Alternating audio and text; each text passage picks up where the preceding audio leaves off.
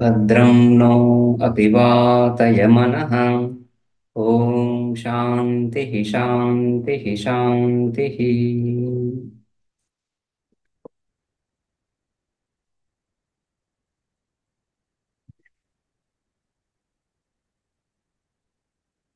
So 22వ ఖండం చూస్తున్నాం మనం.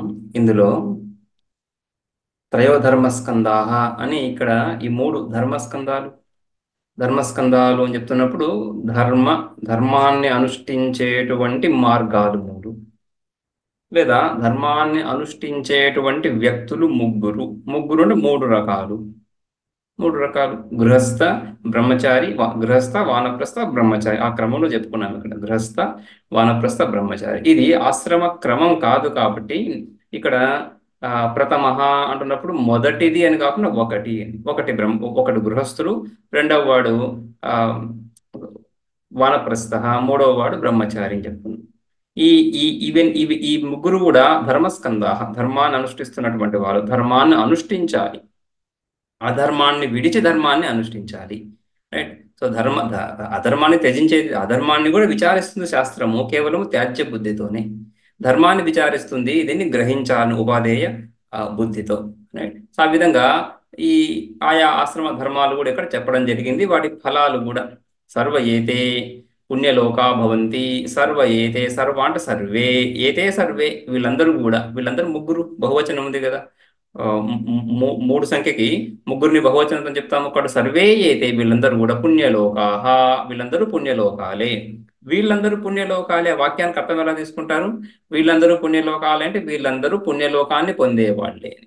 పుణ్యలోక వ్యక్తి లోకం కాదు కదా, కాబట్టి వ్యక్తి లోకాన్ని పొందేవాడు. ఆ వ్యక్తి ఎవరు? అందరూ గృహస్థులందరూ కూడా. ఏ గృహస్థులందరూ? యజ్ఞోధ్యయనం, దానం అనేటువంటి కర్మలను ఆచరిస్తున్నటువంటి గృహస్థులందరూ. అదేవిధంగా తపస్సును సక్రమంగా ఆచరిస్తున్నటువంటి వానప్రస్థులు, సన్యాసులు అందరూ. అదేవిధంగా బ్రహ్మచర్యాశ్రమాన్ని సక్రమంగా పాటిస్తున్నటువంటి ఆచార్యకులవాసి. ఇక్కడ ఆచార్యకులవాసి అంటున్నప్పుడు కూడా మళ్ళీ అత్యంతం ఆచార్యకులే అవసాదయన్ ఆచార్యకులవాసి అని. ఆ విధంగా ఏ విధంగా చెప్పబడిందో ఆ విధంగా ఆశ్రమ ధర్మాలన్నీ పాటిస్తున్నటువంటి వీళ్ళందరూ కూడా మహాత్ములే. వీళ్ళందరూ కూడా పుణ్యలోకాలని, ఊర్ధ్వలోకాలని పొందుతారు అని చెప్పిన తర్వాత బ్రహ్మ సగంస్థో అమృతత్వమేతి, బ్రహ్మ సంస్థుడు మాత్రము అని వేరుగా, ముగ్గురిని చెప్పిన తర్వాత ఇది వేరుగా చెప్తున్నట్లుగా ఉంది కదా. ఇది ఈ విధంగా ఈ విషయాన్ని సిద్ధాంతపరంగా వ్యాఖ్యానించడం జరిగింది. అంటే వేదాంత సిద్ధాంతం, వేదాంత సిద్ధాంతం అంటే శాస్త్ర తాత్పర్యం. శృతి యొక్క తాత్పర్యం ఏమిటి ఈ వాక్యంలో? శృతి తాత్పర్యాన్ని చూస్తున్నప్పుడు ఉపక్రమోపసంహారాలన్నీ చూస్తూ, ఉపక్రమోపసంహారాలు అంటే ఈ ప్రకరణం ఎలా మొదలవుతా ఉంది, ఏ విధంగా ఏ దిశలో వెళ్తా ఉంది, ఇవన్నీ ఫలం ఏముంది అంటే ఇవన్నీ చూసి ఆ ప్రకరణం యొక్క తాత్పర్యాన్ని నిర్ణయించాలి. కానీ వాక్యంలో ఉండే పదాలను తీసుకొని ఈ పదాల యొక్క అర్థం, నిన్న చెప్పుకున్నాం వాక్యార్థం ఎలా వస్తుంది అని చెప్పేసి. వాక్యంలో పదాలు ఉంటాయి, ఒక్కొక్క పదం ఆ పదం యొక్క అర్థాన్ని తెలియజేస్తుంది. పదార్థం తెలిసిన తర్వాత పదార్థాల యొక్క సంబంధం, అది వాక్యార్థం. ఆ విధంగా తాత్పర్యాన్ని గ్రహించలేము. ప్రామాణిక గ్రంథాలను విచారిస్తున్నప్పుడు దీన్నే మనం మీమాంస అని చెప్పుకుంటాం. హెర్మెనెటిక్స్ అంటున్నారు కదా, అదే మీమాంస అంటే ఈ విధంగా వాక్య విచారం ఎలా విచారించాలి, ఒక ప్రామాణిక శాస్త్ర గ్రంథాన్ని ఎలా విచారించాలంటున్నప్పుడు కేవలం వ్యాకరణ జ్ఞానంతో, కేవలం నిరుక్తి జ్ఞానంతో వాక్యార్థాన్ని, గ్రంథ సారాంశాన్ని నిర్ణయించలేము. పూర్వాపరాలన్నీ చూసే నిర్ణయించాలి. అంతేకాకుండా ఇక్కడ ఏ ప్రకరణం అయితే నడుస్తుందో ఆ సమానమైనటువంటి ప్రకరణాలు ఇతర స్థలాల్లో ఏవైతే ఉన్నాయో ఆ ప్రకరణానికి ఈ ప్రకరణానికి విరోధం ఏర్పడరాదు. ఇక్కడ జ్ఞాన ప్రకరణం జరుగుతూ ఉంది. సో జ్ఞాన ప్రకరణం ఇతర ఉపనిషత్తుల్లో కానీ, ఇదే ఉపనిషత్తుల్లో ఇతర సందర్భాల్లో కానీ ఎక్కడైతే వస్తుందో ఆ సందర్భానికి ఈ సందర్భానికి విరోధం ఉండకూడదు. సృష్టి ప్రక్రియ కూడా అంతే. సృష్టి ప్రక్రియను విచారిస్తున్నప్పుడు ఈ సృష్టి ప్రక్రియ ప్రతి ఉపనిషత్తులో కూడా వస్తూ ఉంది. వాటిలో విరోధం ఉండరాదు, విరోధం ఉండరాదు. విరుద్ధ విషయాలను ప్రామాణిక గ్రంథం ఎలా తెలియజేస్తుంది?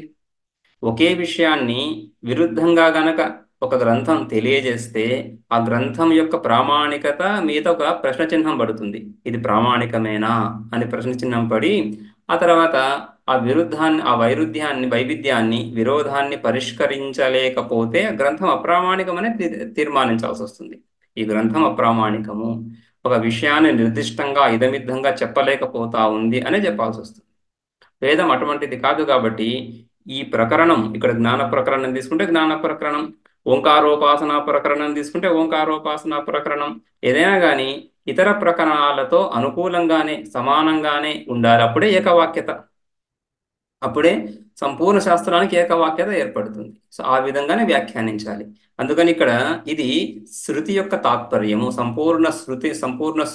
శృతి శరీరం అంతా కూడా సమగ్రంగా పరీక్షించినటువంటి భాష్యకారులు ఈ విధంగా శృతి తాత్పర్యాన్ని చెప్తున్నారు. బ్రహ్మ సంస్థం అమృతత్వమేతి అంటున్నప్పుడు అక్కడ తూ శబ్దం లేదు. తూ అంటే పక్ష వ్యావృత్తిగా చెప్పుకుంటాం. తూ అనే నిపాతనం తీసుకొని పక్ష వ్యావృత్తి ముగ్గురు గురించి చెప్పారు.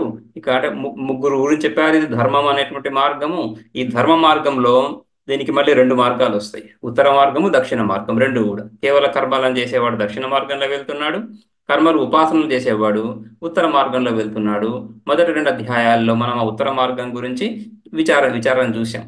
ఉపాసనల ద్వారా ఏ విధంగా ఉత్తర మార్గాన్ని వెళ్తున్నాడు అని చెప్పేసి. ఈ దక్షిణ ఉత్తర మార్గాలు రెండు కూడా ధర్మ పరిధిలోకి వస్తున్నాయి. ఆ రెండు మార్గాల చేతనే సంపూర్ణ సంసారము పొందబడుతూ ఉంది, ఈ మనుష్య లోకం నుండి హిరణ్య గర్భలోకం వరకు.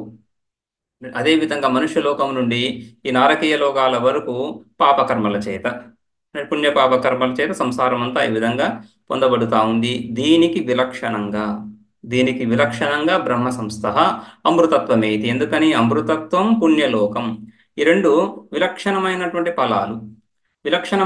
ఫలాలు కాబట్టి విలక్షణమైనటువంటి అధికారి ఉండాలి.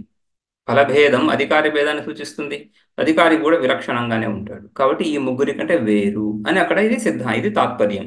ఈ తాత్పర్యం చెప్పుకున్న తర్వాత ఈ తాత్పర్యాన్ని దృఢపరచడానికి ఇదే తాత్పర్యము, ఇదే శృతి సమ్మత, శృతి ఉపదేశించదలిచినటువంటి విషయం ఇదే అని నిరూపించడానికి ఏ విధంగా మరి విచారం చేయాల్సి ఉంటుంది. రైట్. వాక్యార్థం తాత్పర్యము శృతి ద్వారా ఇది శ్రవణం అవుతుంది. రైట్. సో శృతి తాత్పర్య నిర్ణయం అవుతా ఉంది. ఇతర ప్రకరణాలు ఈ విధంగా చూసి శబ్ద ప్రామాణ్యం నిరూపించిన తర్వాత, శబ్ద ప్రామాణ్యం అంటే శబ్దం ద్వారా కలిగే జ్ఞానాన్ని చక్కగా ప్రదర్శించిన తర్వాత దీన్ని దృఢపరచడానికి యుక్తి ఏ విధంగా ఉంటుంది? ఇతర పక్షాలు, పూర్వపక్షాలు ఏవైతే ఉన్నాయో వాటిని గ్రహించి విచారించి వాటిని తిరస్కరిస్తూ అవి యుక్తియుక్తాలు కావు అని అందులో దోషాలు చూపిస్తూ ఈ శృతి తాత్పర్యాన్ని దృఢపరచడం. ఎక్కడ? మన బుద్ధిలో మనం ఏ శృతి తాత్పర్యాన్ని అయితే గ్రహించామో ఆ శృతి తాత్పర్యాన్ని దృఢం చేసుకోవడానికి ఈరోజు శృతి విన్నాము, బాగానే ఉంది, తర్వాత ఇంకొక చోట ఇంకొకరి వ్యాఖ్యానం ఇంకొకలాగా వింటున్నప్పుడు ఒక కన్ఫ్యూజన్, రైట్, ఒక సంశయ స్థితి మళ్ళీ ఏర్పడుతుంది. మనం ఇలా విన్నాము, అక్కడ ఇంకొకలాగా ఉంది. సో ఈ రెండింటిని విచారించే ప్రక్రియ లేదా అదే మననం, రైట్. సో అందుకని ఈ భాష్యాలలో, ఈ వ్యాఖ్యానాలలో శ్రవణము మననము రెండు ఉపనిషత్తులని మనము భాష్య సహితంగా చూస్తున్నప్పుడు, కేవలం ఉపనిషత్తు కాకుండా కేవలం అంటే రెండు రకాలుగా మనం ఉపనిషత్తు అధ్యయనం చేయొచ్చు. ఒకటి, ఉపనిషత్తు యొక్క సారాంశం ఏంటి, చివరికి ఫైనల్ పాయింట్ చెప్పదలుచుకున్నది ఏంటి, అది మాత్రం వినొచ్చు. రైట్. ఈ గ్రంథం యొక్క సారాంశం మాత్రమే విన్నప్పుడు శృతి తాత్పర్యం తెలియచ్చు, కానీ ఆ శృతి తాత్పర్యం యందు ఒక నిశ్చయ బుద్ధి, రైట్, ఇది చక్కగా శృతి ఈ విధంగా చెప్పింది, ఇది ఇంతే, ఇలానే ఉంది శృతి చెప్పింది, శృతి యొక్క అర్థం ఇది అని అంతవరకే కాకుండా ఈ అర్థం యథార్థం, ఇందులో మనకు ఒక నమ్మిక కలగడం ఏదైతే ఉందో దానికి మననం తోడ్పడుతుంది. బుద్ధిలో ఉండే సంశయాలన్నీ తొలగిపోతున్నాయి. రైట్. సో ఆ సంశయ నివృత్తి భాష్యాధ్యయనం చేస్తున్నప్పుడు మనకు కలగాలి. కాబట్టి ఆ ఉపనిషద్ అధ్యయనం భాష్యం ద్వారా చేస్తున్నప్పుడు శ్రవణము మననము రెండు కలుగుతున్నాయి. ఎందుకంటే ఈ భాష్యకారులు ఎక్కడెక్కడ అవకాశం వస్తుందో అక్కడంతా ఈ జ్ఞాన కర్మ సముచ్చయవాద నిరాకరణం కానీ, రైట్, ఏకమేవాద్వితీయం, అద్వితీయ ఆత్మస్వరూపము ఇది నిరవయవము, ఆత్మస్వరూపము నిరవయవము, సన్మాత్ర స్వరూపము, స్వయం ప్రకాశ స్వరూపము అని ఈ విధంగా ఈ విషయాలన్నీ కూడా మళ్ళీ దాన్ని ప్రతిపాదిస్తూ వస్తూ ఉంటారు. ఎక్కడెక్కడ అవకాశం ఉందో ఈశావాస్యంలోంచి చూస్తూ కూడా ప్రతి ఉపనిషత్తులో కూడా ఈ విధంగా ఈ విచారం జరుగుతుంది. అది మనన భాగం అవుతా ఉంది. ఆ శృతి యొక్క తాత్పర్యం, రైట్? అశబ్దమస్పర్శం అశరీరం, అశబ్దమస్పర్శం అరూపం అవ్యయం తథారసం అని చెప్తున్నప్పుడు ఆ శబ్ద స్పర్శ రూప రసగంధ ఇత్యాది రహితము అని శృతి కేవలం ప్రతిపాదన చేస్తా ఉంది కదా. అది శ్రవణం, శృతి తాత్పర్యం అది. శృతి తాత్పర్యాన్ని మనం ప్రతిపాదించడం మళ్ళీ యుక్తి యుక్తి ద్వారా ప్రతిపాదిస్తున్నప్పుడు బుద్ధిలో సంశయాలన్నీ నివృత్తమైపోతుంది. పంచకోశ ప్రక్రియను చూస్తాము. అక్కడ పంచకోశ ప్రక్రియలో శృతియే మననాన్ని పరిచయం చేస్తా ఉంది. శరీరము ఇది ఆత్మ కాదు, ప్రాణమయ కోశము ఆత్మ కాదు, అంతకంటే కూడా సూక్ష్మమైనటువంటి ఇంకొక కోశం ఉంది, మనోమయ కోశము, అది కూడా ఆత్మ కాదు, అంతకంటే కూడా అంతరతమ కోశం ఒకటి ఉంది అని శృతి సాక్షాత్తుగా అక్కడ మనకి మనన భాగాన్ని పరిచయం చేస్తా ఉంది. అంటే ఆత్మస్వరూపాన్ని నిరూపిస్తా ఉంది. బ్రహ్మపుచ్చం ప్రతిష్ట అక్కడ వరకు తీసుకెళ్ళి అన్నమయ కోశం నుంచి ఈ పంచకోశాలను అతిక్రమించి బ్రహ్మపుచ్చం ప్రతిష్ట అని. సో ఆ బ్రహ్మపుచ్చం ప్రతిష్ట అంటున్నప్పుడు ఆ పుచ్చస్థానీయం, పుచ్చం అంటే అక్కడ ఆశ్రయము అధిష్టానం అని తీసుకుంటాం. అధిష్టానము, ఆశ్రయము, ఆధారము.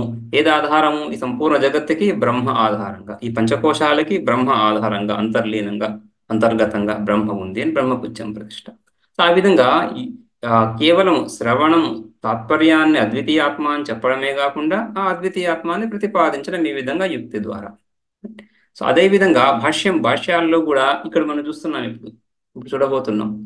ఈ త్రయోధర్మ స్కందాహ అనే విషయంలో తాత్పర్యం చెప్పిన తర్వాత ఇతర విషయాలను పరీక్షించి వాటిని నిరాకరిస్తూ వాటిలో ఉండే దోషాలను గ్రహిస్తూ సిద్ధాంతాన్ని స్పష్టం చేయడం. అందుకనే యద్యపి భాష్యంలో మనం చాలా చోట్ల ఈ విధంగా పరమత ఖండన అంటే ఇతర అభిప్రాయాలను తిరస్కరించడం, అదే పరమత ఖండన. సో ఆ విధంగా మతం అంటే అభిప్రాయం అని అర్థం ఇక్కడ. సో ఆ విధంగా పరమత ఖండన దీనికి ప్రాధాన్యత ఉంది. పరమత ఖండన ప్రాధాన్యత ఎందుకు ఉంది? కేవలం తాత్పర్యం చెప్పి వదిలే అలా కుదరదు కదా. ఇతర అభిప్రాయాలు కూడా సమాజంలో తిరుగుతూ ఉన్నాయి. ఎక్కడున్నాయి? బుద్ధిలోనే. మన బుద్ధిలో కూడా ఆ వృత్తులు, ఆ విధమైనటువంటి అభిప్రాయాలు కలిగే అవకాశం లేకపోలేదు. సో వాటిని విచారించి నిరాకరించాలి, వాటిని విచారించకుండా అలా పక్కకు నెట్టేయలేము. ఫిజికల్గా ఏదైతే ఒక వస్తువుని ఇక్కడి నుంచి అక్కడ పెడుతున్నామో అలా బుద్ధిలో చేయలేము. బుద్ధిలో గుణదోష విచారం ద్వారా మాత్రమే చేయగలం. ఒక అభిప్రాయాన్ని తీసుకున్నప్పుడు ఈ అభిప్రాయంలో గుణాలేంటి, దోషాలేంటి, ఇంకొక అభిప్రాయంలో గుణాలేంటి, దోషాలేంటి, అదే మననం. ఆ విధంగా గుణదోషాలను పరీక్షించి ఇతర అభిప్రాయాలను తిరస్కరించగలం, కానీ ఇంకొక విధంగా కాదు. అది ఈ విధంగా ఈ ఇతర అన్యమత ఖండనలో ఉండే తాత్పర్యం. అంతేగాని విజిగీష కాదు ఇక్కడ. విజిగీష అంటే జేతుం ఇచ్చ, గెలవాలనేటువంటి కోరిక. మా సిద్ధాంతాన్ని ప్రతిపాదించదలుచుకుంటున్నాము, ఇతర సిద్ధాంతాలను నిరాకరించదలుచుకుంటున్నాము అనేది సామాన్యంగా తర్కశాస్త్రంలో, న్యాయ గ్రంథాలలో న్యాయశాస్త్రము, తర్కశాస్త్రము, న్యాయ సిద్ధాంతం ప్రధానంగా ఆ విధంగా నడుస్తూ ఉంటుంది. విజిగీష అక్కడ కనిపిస్తుంటుంది. ఇక్కడ కూడా ఈ పరమత ఖండనంలో ముఖ్యంగా బ్రహ్మసూత్రాలు చూస్తున్నప్పుడు 2వ అధ్యాయం, 2వ అధ్యాయం అంతా కూడా ఇతర మతాలను ఖండించడమే. బౌద్ధాన్ని కానీ జైనాన్ని కానీ ఈ విధంగా వీటిని తిరస్కరించడం ఉంటుంది అక్కడ. అయితే విజిగీష దృష్టితో వాటిని మనం విజిగీష దృష్టితో చూడము. మొదటి అధ్యాయంలో చెప్పినటువంటి సమన్వయం ఏదైతే ఉందో, వేదాంత తాత్పర్యాన్ని నిర్ధారించడం మొదటి అధ్యాయం చూస్తుంది బ్రహ్మసూత్రాల్లో. ఆ 2వ అధ్యాయంలో, ఆ మొదటి అధ్యాయంలో ప్రతిపాదించినటువంటి ఆ తాత్పర్యాన్ని, జీవబ్రహ్మైక్య భావాన్ని, దానికి విరుద్ధంగా ఉండేటువంటి ఇతర ధర్మాల, ఇతర మతాల యొక్క అభిప్రాయాలను నిరాకరిస్తూ దృఢపరచడం. తాత్పర్యము దృఢపరచడంలోని, తాత్పర్యము ఇతర నిందలో కాదు. అందుకనే మనము చాలాసార్లు నహినిందాన్యాయం చెప్పుకుంటూ ఉంటాం. నహినింద నింద్యం నిందితుం అపితు విధేయం స్తోతుం అని. ఆ విధంగా ఇక్కడ కూడా ఈ చర్చ చాలా చోట్ల వస్తుంటుంది. మనం భగవద్గీతలో చూస్తాము, ఈశలో చూస్తాము, కేనలో చూస్తాము. ఈ సముచ్చయవాద ఇక్కడ సముచ్చయవాద నిరాకరణమే జరుగుతూ ఉంది. ఇది పునరుక్తిగా కాదు. ఎందుకంటే ఏ ఉపనిషత్తుకు ఆ ఉపనిషత్తు స్వతంత్రం. ఈశావాస్య ఉపనిషత్తు సంపూర్ణ తత్వాన్ని స్వతంత్రంగా ప్రతిపాదిస్తా ఉంది. అక్కడ మనం రెఫర్ చేయం. రైట్? రెఫర్ టు బృహదారణ్యక, ఆ భాగాన్ని రెఫర్ చేయి అలా చెప్పరు. ఎందుకంటే ఆ ఉపనిషత్తు సంపూర్ణం అది. ఆ ఉపనిషత్తు మోక్షశాస్త్రం అది సంపూర్ణము. కావాల్సినటువంటి చర్చ అక్కడ ఉంటుంది. అదేవిధంగా ఈ ఖండము ఇక్కడ ఈ ప్రకరణం ఇది సంపూర్ణం, దానికదే సంపూర్ణం. సంపూర్ణం కాబట్టి ఇక్కడ అవకాశం ఉంది ఈ ఆ జ్ఞానకర్మ సముచ్చయ నిరాకరణానికి ఇక్కడ అవకాశం వచ్చింది. కాబట్టి ఇక్కడ మళ్ళీ ఈ జ్ఞానకర్మ సముచ్చయ చర్చ జరుగుతూ ఉంది. అది ఇక్కడ పూర్వపక్షం. పూర్వపక్షం ఇక్కడ మళ్ళీ వృత్తికారులు వృత్తికారులు చెప్తున్నప్పుడు వృత్తికారులు భర్తృ ప్రపంచాచార్య అని పూర్వాచార్యులు, భాష్యకారుల కంటే కూడా పూర్వాచార్యులు భర్తృ ప్రపంచాచార్యులు, ఆయన సిద్ధాంతం, ఆయన చెప్పినటువంటి వ్యాఖ్యానం ఇది. దాన్ని నిరాకరిస్తున్నారు ఇక్కడ. భాష్యం చూద్దాము. అత్రాహు కేచిత్ చతుర్ణాం ఆశ్రమిణాం అవిశేషేణ స్వకర్మానుష్ఠానాత్ పుణ్యలోకత ఇహ ఉక్త జ్ఞానవర్జితానాం సర్వ ఏతే పుణ్యలోకా భవంతి ఇది. అని ఈ విధంగా చతుర్నాం కేచిత్ ఆహు కేచిత్ అంటే ఎవరో కొందరు చెప్తున్నారు అని. సామాన్యంగా మనం వ్యాకరణ శాస్త్రంలో కూడా చూస్తాము. ఆయా పూర్వాచారుల యొక్క పేర్లు చెప్తారు. లోపశాకల్యస్య అని ఒక సూత్రం. లోపశాకల్యస్య అంటున్నప్పుడు శాకల్యుడు అనేటువంటి వైయాకరణుడు, ఆయన లోపాన్ని ప్రతిపాదించాడు ఎక్కడో. ఆ శాకల్యుడు అనే పేరును చెప్తున్నప్పుడు ఒక ఆదరం, గౌరవం, అంటే ఆయన మతాన్ని మేము అంగీకరిస్తున్నాము అని చెప్పడం.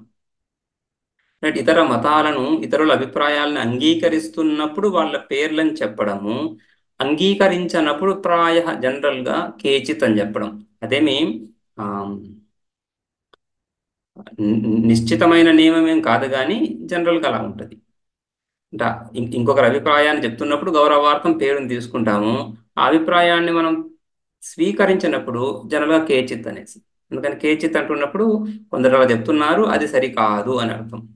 అత్ర కేచిదాహు కొందరు చెప్తున్నారు ఇలా. ఏమని చెప్తున్నారు? చతుర్నాం ఆశ్రమినాం, 4 ఆశ్రమాలు కూడా, బ్రహ్మచారి, గృహస్థ, వానప్రస్థ, సన్యాసి, ఈ 4 ఆశ్రమాలు కూడా అవిశేషేణ స్వకర్మానుష్ఠానాత్ పుణ్యలోక ప్రాప్తి ఇక్కడ చెప్పబడతా ఉంది. 4 ఆశ్రమాలకు కూడా. సిద్ధాంత పక్షం ఏముంది? 3 ఆశ్రమాలు చెప్పుకున్నాం, బ్రహ్మచారి, గృహస్థ, వానప్రస్థ, ఈ ముగ్గురికి పుణ్యలోకాలు అని. ఈ భరత ప్రపంచ మతం అందరికీ ఈ పుణ్యలోకాలు చెప్పబడ్డాయి ఇక్కడ. ఇహ ఉక్త, ఎవరి వాళ్ళ విశేషణం ఏంటి? జ్ఞానవర్జితానాం. ఎందుకంటే బ్రహ్మ సంస్థగా మన వచ్చింది కదా పదం, కాబట్టి బ్రహ్మ సంస్థం వచ్చింది కాబట్టి ఈ మొదటి త్రయోధర్మస్కందాహ అన్నప్పుడు 3 ధర్మస్కందాలు చెప్పబడ్డాయి, రైట్? యజ్ఞదాన అధ్యయనం, తపస్సు, ఆశ్రమ కులవాసి అని చెప్పేసి, ఆచార్య కులవాసి అని ఈ విధంగా ఈ ధర్మాలు చెప్పబడ్డాయి. కానీ ఈ ధర్మాలలో ఉండే వర్ణాలు 4 ఆశ్రమాల వాళ్ళు ఈ 3 ధర్మస్కంధాలను అనుష్ఠిస్తూ పుణ్యలోకాలను పొందుతారు అని ఇక్కడ చెప్పబడింది. విశేషం ఏమి లేదు అంటే ఈ విశేషం అంటే విభాగము.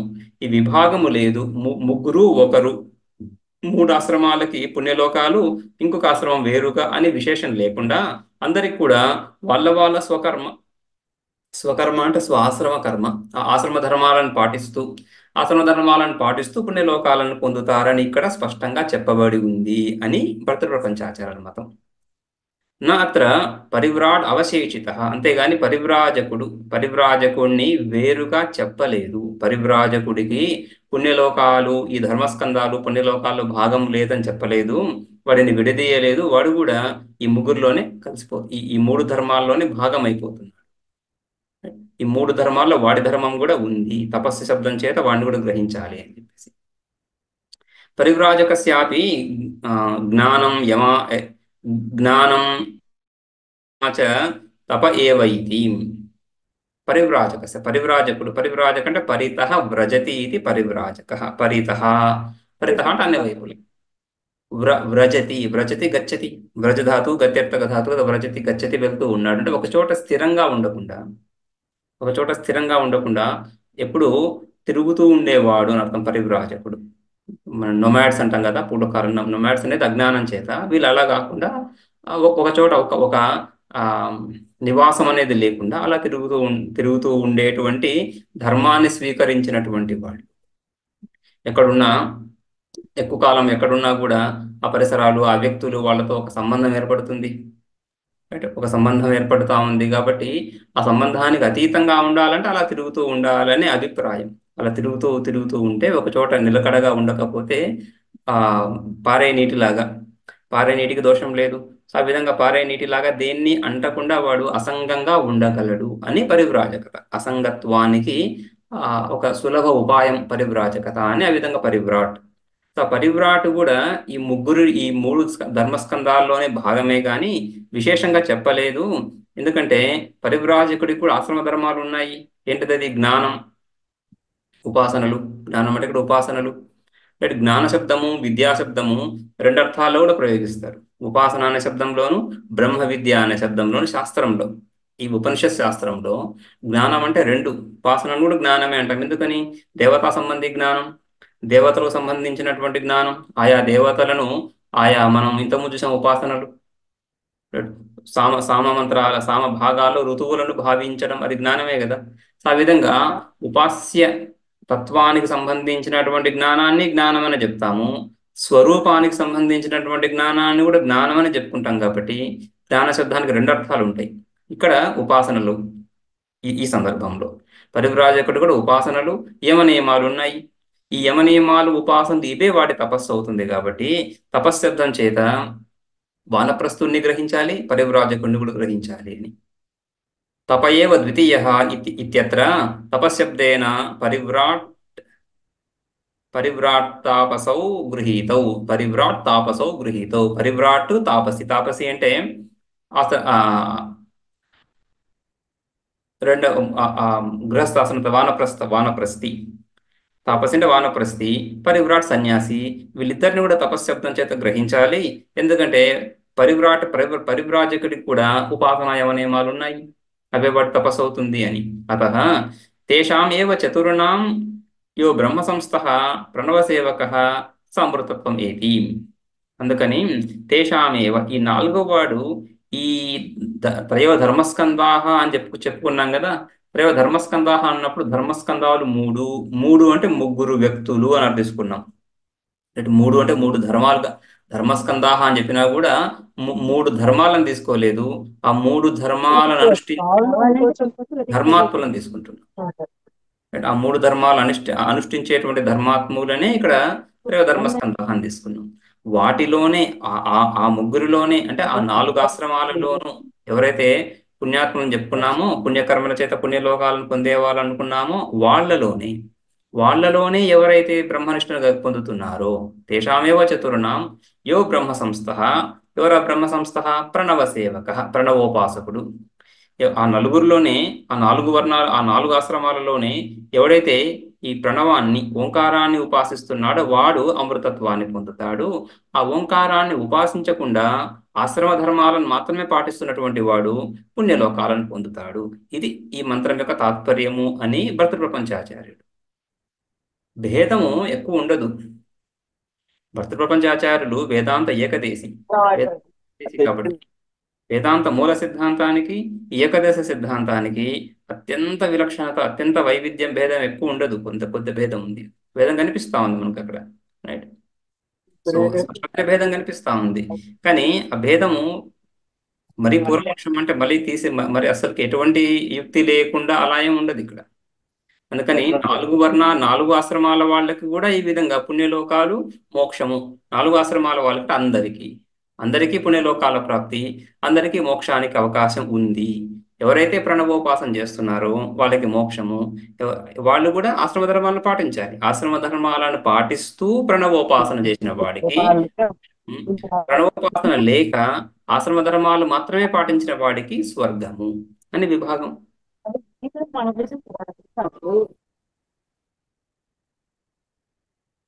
సమృతత్వమేతి చతుర్నాం అధికృతత్వాన్ని శేషాత్ బ్రహ్మ సంస్థత్వే అప్రతిషేధాచ్చ.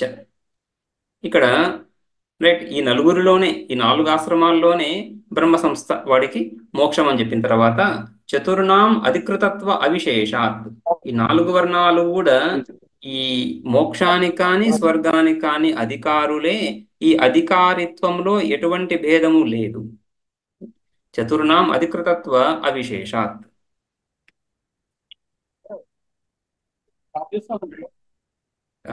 అధికృతత్వ విశేషాత్ బ్రహ్మ సంస్థత్వే అప్రతిషేధాచ్చ. అధికారిత్వంలో ఎటువంటి భేదాలు అంటే ధర్మాలు భిన్నంగా ఉన్నాయి. గృహస్థాశ్రమంలో యజ్ఞము, దానము, అధ్యయనము వేరే ధర్మాలు. వానప్రస్థాశ్రమంలో తపస్సు అనే ధర్మము, బ్రహ్మచర్యాశ్రమంలో ఆచార్యకుల వాసి అనే ధర్మము. ఈ విధంగా ధర్మాలు వేరుగా ఉన్నా కూడా ఏ ఆశ్రమానికి ఆ ఆశ్రమ ధర్మం అనే అనే అంశం సమానంగా ఉంది కదా. అందరూ కూడా సర్వే అయితే ఆ పుణ్యాత్మ అని చెప్పి పుణ్యలోక అని చెప్పుకున్నాం కదా. సో ఆ విధంగా ఏ ఆశ్రమంలో ఉన్నవాడు ఆ ఆశ్రమ ధర్మాన్ని పాటిస్తున్నప్పుడు ఆ ధర్మాన్ని పాటిస్తూ వాడికి ఫలప్రాప్తికి అవకాశం ఉంది కాబట్టి అందులో విశేషం లేదు, అందులో తేడా లేదు. ఈ ఆశ్రమం వాడు ఆశ్రమ ధర్మాన్ని పాటించాలి, పాటిస్తున్నప్పుడు వాడు అధికారి అవుతున్నాడు, అధికారి భేదం లేదు అక్కడ. అంతేకాకుండా బ్రహ్మ సంస్థత్వే, బ్రహ్మనిష్టాన్ని పొందడానికి ఎటువంటి ప్రతిబంధకము నిషేధము లేదు. బ్రహ్మచారి బ్రహ్మ సంస్థత్వాన్ని పొందరాదు అని ఎక్కడ శృతిలో లేదు. గృహస్థ బ్రహ్మ సంస్థత్వాన్ని పొందరాదు అని ఎక్కడ నిషేధం లేదు, నిషేధ వాక్యాలు లేవు. మాహింస సర్వభూతాన్ని, జీవహింస చెయ్యరాదు అని ఏ విధంగా నిషేధం ఉందో ఆ విధంగా మోక్షశాస్త్రాన్ని అధ్యయనం చేయొద్దు అని నిషేధం ఏం లేదు. అందుకని అప్రతిషేధాత్. స్వకర్మఛిద్రే చ బ్రహ్మ సంస్థతాయాం సామర్థ్యోపపత్తే. స్వకర్మఛిద్రే, స్వకర్మఛిద్రే అంటున్నప్పుడు తన కర్మలు, ఆశ్రమ కర్మలు ఏవైతే ఉన్నాయో అవి అనుష్ఠానం చేస్తూ వాటిని పాటిస్తూ సమయం ఉంటుంది. ఆ వ్యవధి కర్మఛిద్రం అంటే కర్మల మధ్యలో కలిగేటువంటి అవకాశం. ఆ అవకాశం ఉంటున్నప్పుడు, ఎప్పుడైతే అవకాశం కలుగుతా ఉందో అప్పుడు బ్రహ్మ సంస్థతాయాం బ్రహ్మనిష్టకు సంబంధించినటువంటి సాధన చేసుకోవచ్చు. కర్మలు జరుగుతూనే ఉన్నాయి, జ్ఞానం ఉంటుంది. ఇది జ్ఞాన కర్మ సముచ్చయం. ఇది ప్రధానమైనటువంటి విషయము. దీని మీద చర్చ ఇక్కడ. ఈ జ్ఞాననిష్ట, ఈ కర్మ జ్ఞాన, ఇది ఏదైతే ఉందో ఈ కర్మ జ్ఞాన సముచ్చయం ఏదైతే ఉందో ఇక్కడ చర్చ జరుగుతా ఉంది. ఈ స్వకర్మఛిద్రేచ బ్రహ్మ సంస్థతాయాం సామర్థ్యోపపత్తే అనేది ప్రధాన వాక్యం. దీని చుట్టే విచారం అంతా జరుగుతుంది. ఈ విధంగా అంటే ఆశ్రమ కర్మలు చేస్తూనే తమ ఆశ్రమ కర్మలు ఏమున్నాయి? యజ్ఞ, దాన, అధ్యయన, తప, బ్రహ్మచార, ఆచార్యకుల వాసి, ఇవి ధర్మాలుగా చెప్పుకున్నాం కదా. ఇత్యాదులు అంటే బ్రహ్మచర్యాశ్రమ ధర్మాలు, వానప్రస్థాశ్రమ ధర్మాలు, గృహస్థాశ్రమ ధర్మాలు ఇవి చేస్తూనే, అంటే గృహస్థును నేను అనే భావనతోనే, వానప్రస్థిని నేను అనే భావనతోనే, బ్రహ్మచారిని నేను, ఈ ధర్మాలు నా డ్యూటీస్, యొక్క బాధ్యత చేయాలి. వీటి ద్వారా ఈ ఫలాన్ని స్వర్గలోకం అనే ఫలాన్ని పొందుతాను అనే భావనతో ఉంటూనే, ఆ భేదాన్ని పొంది ఉంటూనే జ్ఞానాభ్యాసం చేయొచ్చు, చేస్తూ బ్రహ్మనిష్టను పొందుతాడు అని పూర్వపక్షం. నచ యవవరాహాది శబ్దవత్ బ్రహ్మ సంస్థ శబ్ద పరివ్రాజకే రూఢ బ్రహ్మణి సంస్థితి నిమిత్తాయ ప్రవృత్తత్వాత్.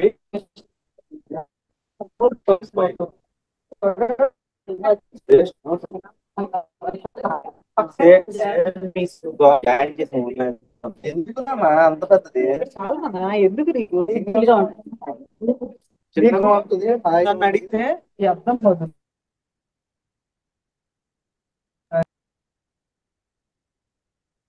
ఓకే.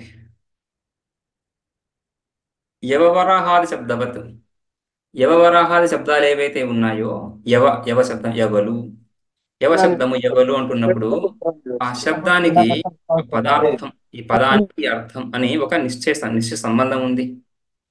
ఘటము అంటున్నప్పుడు కంబుగ్రీవాదిమత్, ఈ కంబుగ్రీవాది ఒక విశేష ఆకృతి కలిగినటువంటి వస్తువు, దాన్ని ఘటము అనే పేరుతో చెప్తున్నాం. సో ఆ సంబంధాన్ని రూఢి అని చెప్పుకుంటాం. ఆ పదం వింటూనే మనకు అర్థం బుద్ధిలో స్ఫురిస్తుంది. అదే విధంగా వరాహము, పంది. సో వరాహం అంటున్నప్పుడు వెంటనే మనకి ఇదొక ఆ పశు విషయం బుద్ధిలోకి వచ్చేస్తుంది, వెంటనే బుద్ధిలోకి వస్తుంది. ఆ వరాహ శబ్దాన్ని ప్రయోగించడానికి వేరే కండిషన్స్ ఏం అవసరం లే, వేరే నిమిత్తాలు ఏం అవసరం లేదు. ఎటువంటి నిమిత్తము లేకుండా ఆ పశువుని సూచించడానికి ఆ పశుత్వం, ఆ వరాహత్వం ఉండాలి. ఎలాగూ జాతి ఎలాగో నిమిత్తం అవుతుంది. ఆ వరాహత్వం ఉన్నటువంటి వస్తువును సూచించడానికి వరాహం అనే శబ్దాన్ని ప్రయోగిస్తాం, ఇక వేరే నిమిత్తాలు ఏం లేవు. సో ఆ విధంగా యవ వరాహాది శబ్దాలు ఏ విధంగా అయితే ఆయా పదార్థాలను పరిచయం చేస్తున్నాయో ఆ విధంగా బ్రహ్మ సంస్థ అనే శబ్దము సన్యాసిని సూచించటం లేదు. ఇది రూఢి శబ్దం కాదు. రైట్. సో రూఢి శబ్దము ఇప్పుడు ఆ, ఏ ఏ పదం తీసుకున్నా కూడా పుస్తకము, పుస్తకం అంటే రూఢి శబ్దం అది. పుస్తకం అంటే వెంటనే బుద్ధిలోకి పుస్తకం వచ్చేస్తుంది. ఆ విధంగా బ్రహ్మ సంస్థ అంటున్నప్పుడు ఒకానొక వ్యక్తి, ఒకానొక ఆశ్రమానికి సంబంధించినటువంటి వ్యక్తి బుద్ధిలోకి రాడు. ఆ విధంగా రూఢి అర్థం లేదు. మరి ఏముంది అక్కడ? అది యౌగిక శబ్దం. వ్యుత్పత్తి బ్రహ్మనిష్ట ఎవడి ఎందైతే ఉందో వాడు బ్రహ్మ సంస్థ అని యౌగిక శబ్దమే కానీ రూఢి శబ్దం కాదు. యౌగిక శబ్దాలు ప్రయోగిస్తున్నప్పుడు ఆ నిమిత్తం ఉండాలి. వాడు ఎక్కడైనా ఉండొచ్చు, ఏ ఆశ్రమంలోనైనా ఉండొచ్చు, కానీ బ్రహ్మనిష్ట అనే ధర్మాన్ని కలిగి ఉన్నప్పుడు వాడిని ఆ విధంగా పిలవచ్చు బ్రహ్మ సంస్థ అని. బ్రహ్మ సంస్థ శబ్ద పరివ్రాజకే రూఢ. పరివ్రాజకంలో రూఢి కాదు, న రూఢ. బ్రహ్మని సంస్థితి నిమిత్తం ఉపాదాయ ప్రవృత్తత్వ. బ్రహ్మని సంస్థితి, బ్రహ్మనిష్ట ఎవడి ఎందైతే కలిగి ఉందో వాడిని బ్రహ్మ సంస్థ అని చెప్తున్నాం, కానీ ఒక ఆశ్రమాన్ని ప్రత్యేకంగా బ్రహ్మ సంస్థ అని పిలవము. కాబట్టి అది యౌగిక శబ్దం. యౌగిక శబ్దం కాబట్టి 4 ఆశ్రమాల్లో ఎవరినైనా కూడా బ్రహ్మ సంస్థ అనొచ్చు, ఎవరైనా కూడా బ్రహ్మ సంస్థ కావచ్చు. ఎవరిలో అయితే బ్రహ్మ సంస్థత, బ్రహ్మ సంస్థితి, బ్రహ్మయందు సమ్యక్ స్థితి, సమ్యక్ స్థితి సమ్యక్ నిష్ఠ, సమ్యక్ స్థితి ఎవడి ఎందైతే ఉందో, బ్రహ్మయందు సమ్యక్ స్థితి ఎవడి ఎందైతే ఉందో వాడు బ్రహ్మ సంస్థ అని. ఆ విధంగా యౌగిక శబ్దం ఇది. నహి రూఢి శబ్దా నిమిత్తం ఉపాదతే. రూఢి శబ్దాలు ఎప్పుడు కూడా నిమిత్తాన్ని చూడవు. ఘటము అంటున్నప్పుడు అది పెద్దగా ఉండాలనో చిన్నగా ఉండాలనో అటువంటి నిమిత్తాలు ఏం లేవు. కుండ అయి ఉండాలంతే. అది పెద్దగా ఉండొచ్చు, చిన్నగా ఉండొచ్చు, ఎలా అయినా ఉండొచ్చు. ఎలా ఉన్నా కూడా దాన్ని కుండ అని అంటాం. రైట్. సో ఆ విధంగా నిమిత్తాలకు అవసరం లేదు. కానీ బ్రహ్మ సంస్థ అంటున్నప్పుడు నిమిత్తం కావాలి, బ్రహ్మ సంస్థితి ఉండాలి. అప్పుడే వాడిని బ్రహ్మ సంస్థ అని చెప్పుకుంటున్నాం. రైట్.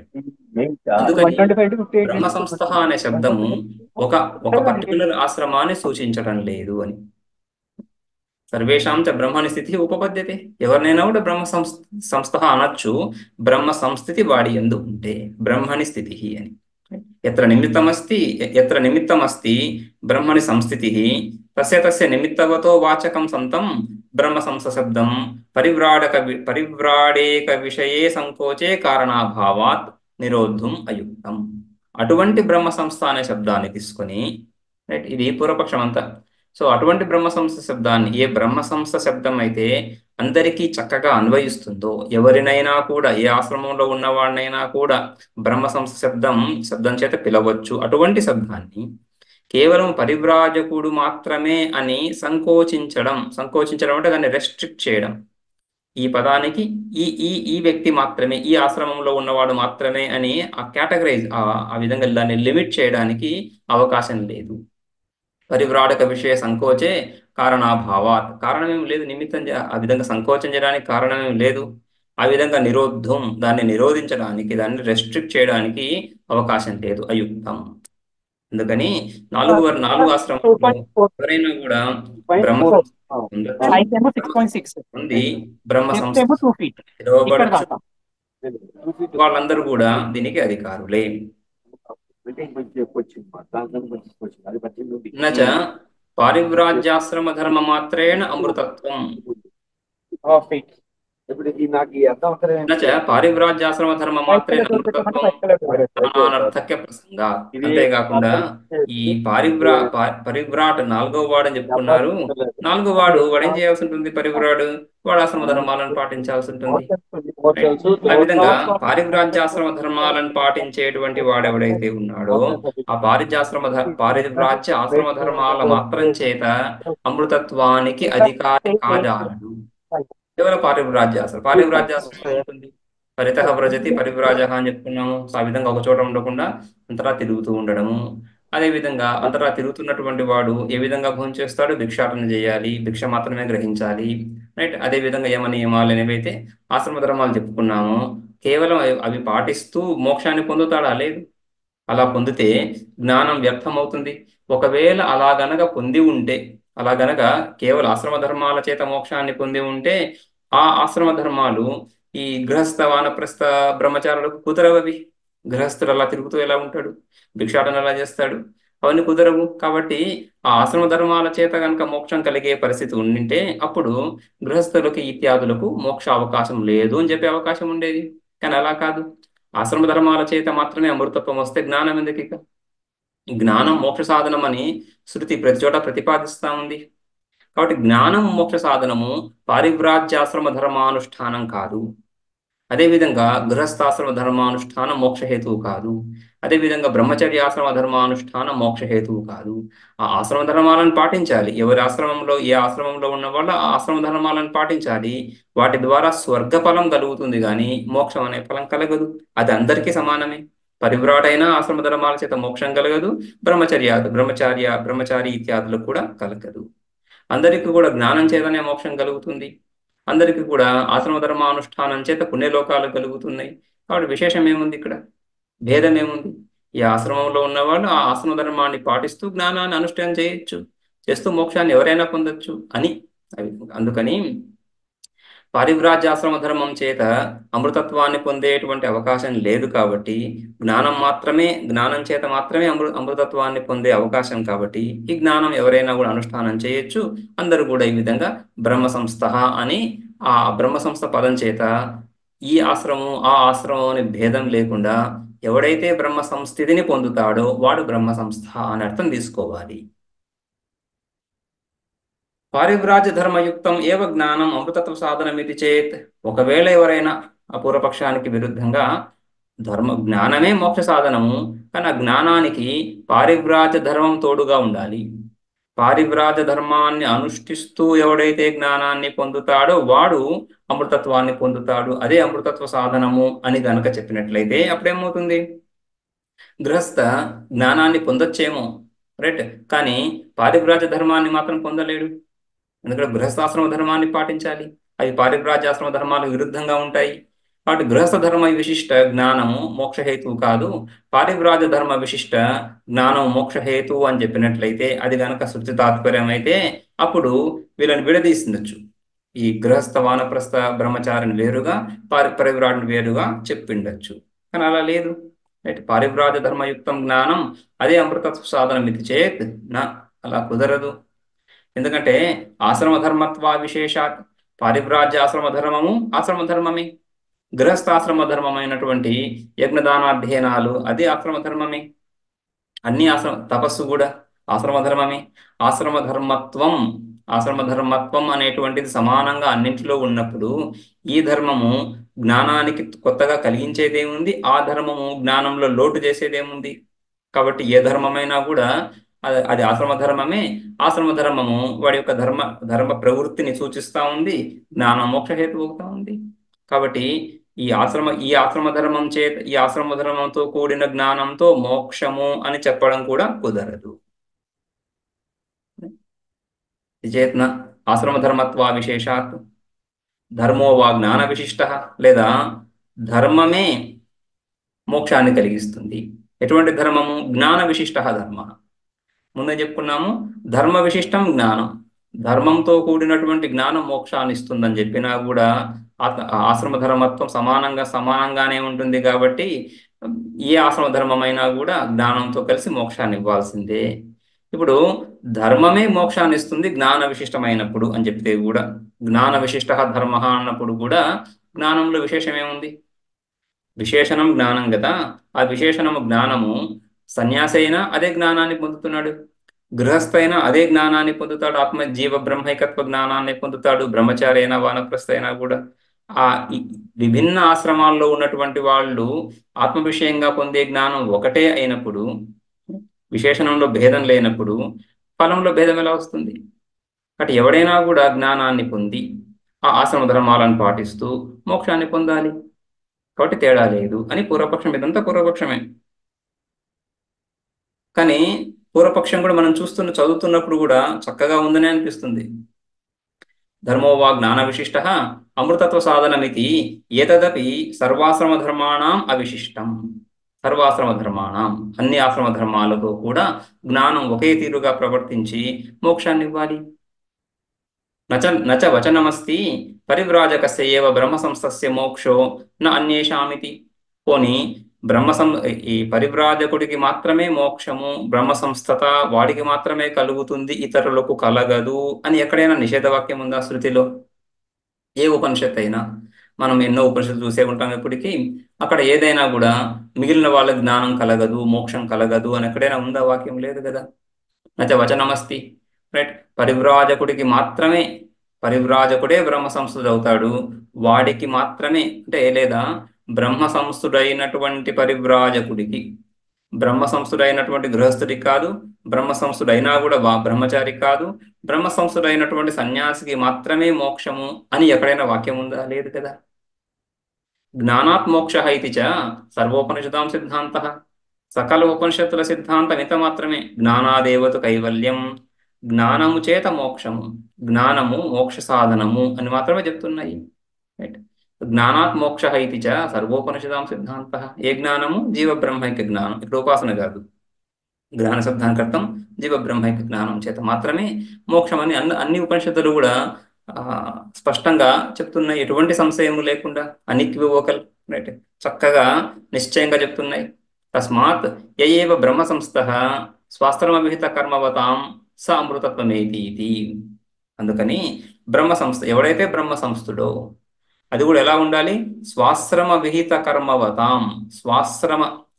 స్వకీయ ఆశ్రమం, స్వాశ్రమం, గృహస్థాశ్రమం కావచ్చు, బ్రహ్మచారి ఆశ్రమం కావచ్చు, స్వాశ్రమ విహిత, అటువంటి ఆశ్రమం ద్వారా విహిత కర్మ, ఆ విధులు ఏవైతే, ఆ ఆశ్రమానికి సంబంధించినటువంటి విధులు ఏవైతే ఉన్నాయో ఆ విధులను చక్కగా అనుష్ఠిస్తున్నటువంటి వాడు స్వాశ్రమ విహిత కర్మవతాం స అమృతత్వం. ఇది ఎవడైతే వాడు అమృతత్వాన్ని పొందుతాడు, కానీ వాడు పరివ్రాజకుడు అవ్వచ్చు, బ్రహ్మచారి అవ్వచ్చు, ఎవరైనా అవ్వచ్చు.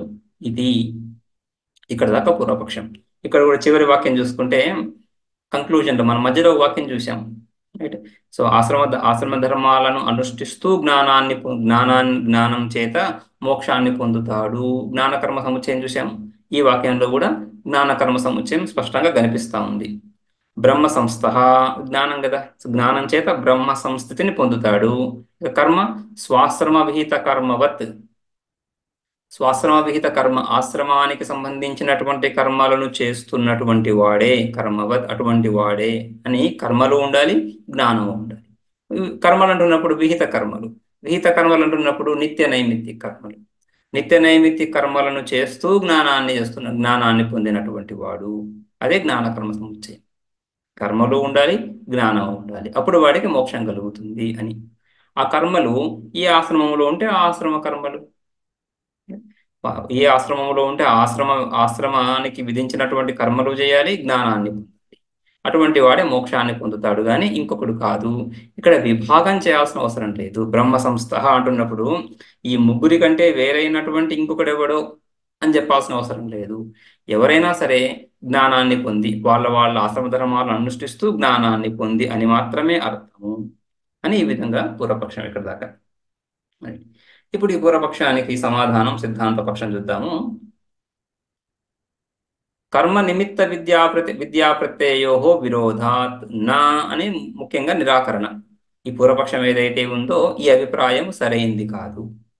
ఈ విధంగా త్రయోధర్మస్కందాహ అన్నప్పుడు 3 ఆశ్రమాలను తీసుకొని అందులోనే మళ్ళీ అందులోనే పారివ్రాజ్యాన్ని కూడా కలిపి అందరికీ కూడా జ్ఞానం చేత మోక్షము, కర్మలతో పాటుగా జ్ఞానము అనే అభిప్రాయం ఏదైతే ఉందో ఇది సుతరాం ఇది కుదరదు.